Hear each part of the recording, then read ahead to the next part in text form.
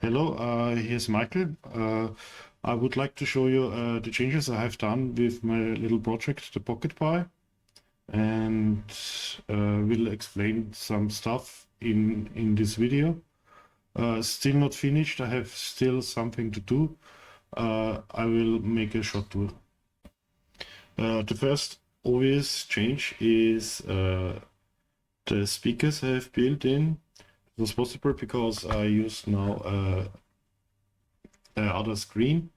This is a 5-inch screen. It has now resolution of 1280 and 720, and it also audio amplifier, and I used it already for the speakers.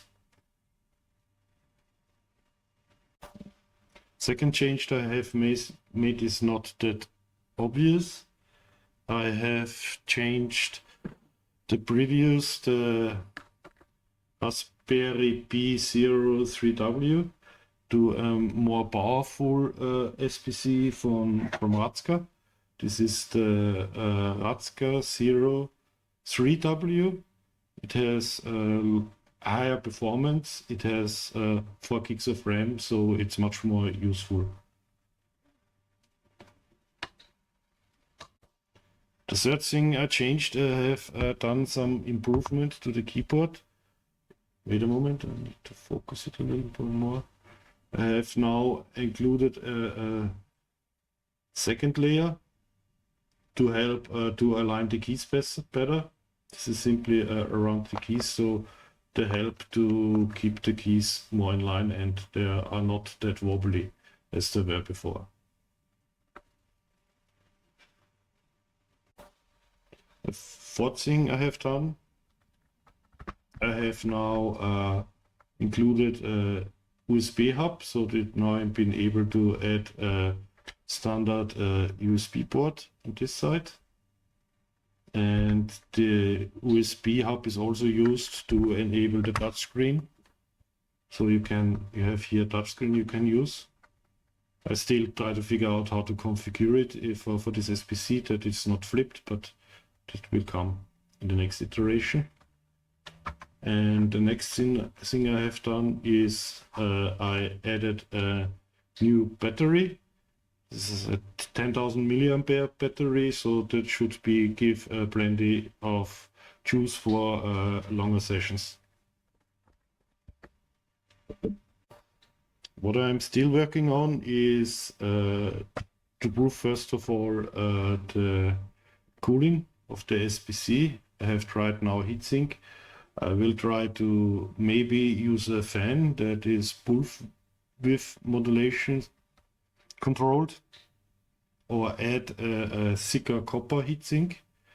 And the second thing, as you can see in this revision, if you press a button, it will flip, because I will add here an extra bit.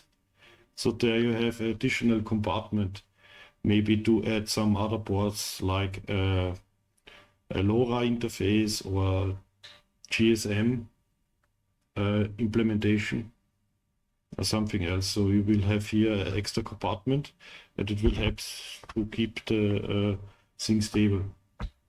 Well, wait a moment, focus is gone while you're typing.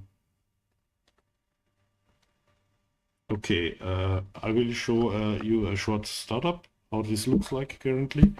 I have not fixed all the stuff regarding rotation, only for the desktop by now, and also not the touch. So let's put this away.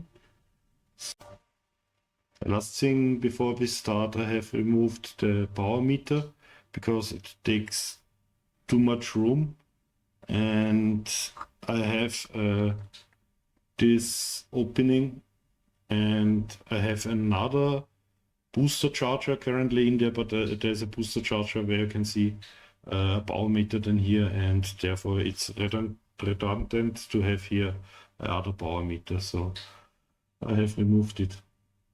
So let's see how it looks like when I start it up. Okay, so I will start it now, and I hope I can make a little better angle so you can see. So I switch it now on. Take some time.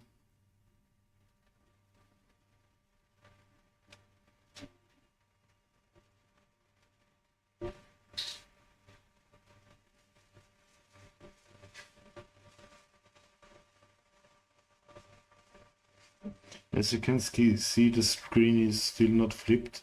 I know already how to do this, but I have it done not now because I want to finish the case first and then take care about the software more.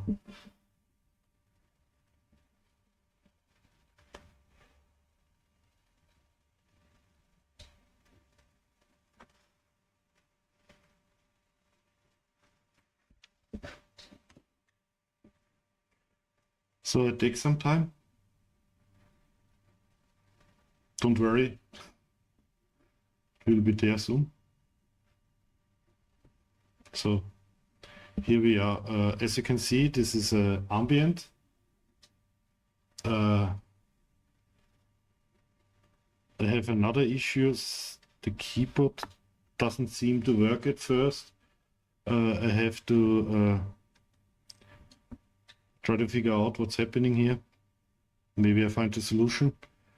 For some reason, this circuit B doesn't start the first time, so I usually open a file on the circuit B board and wait, I try to focus this more.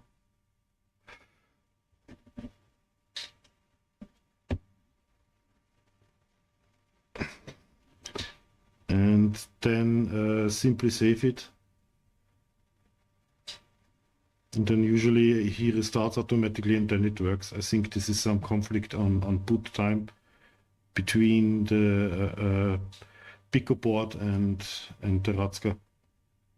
I'm not sure what's this about.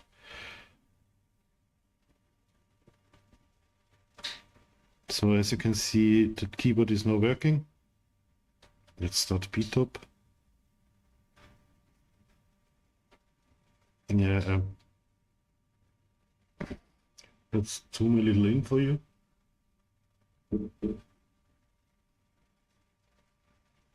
You can see the resolution is quite useful. So you can use most software with it. And the only concern is temperature here. We have 40 degrees now. And if I try to watch YouTube, it goes immediately to 80 degrees and then the CPU is throttled. And that means we have less performance. And I think I have currently 2mm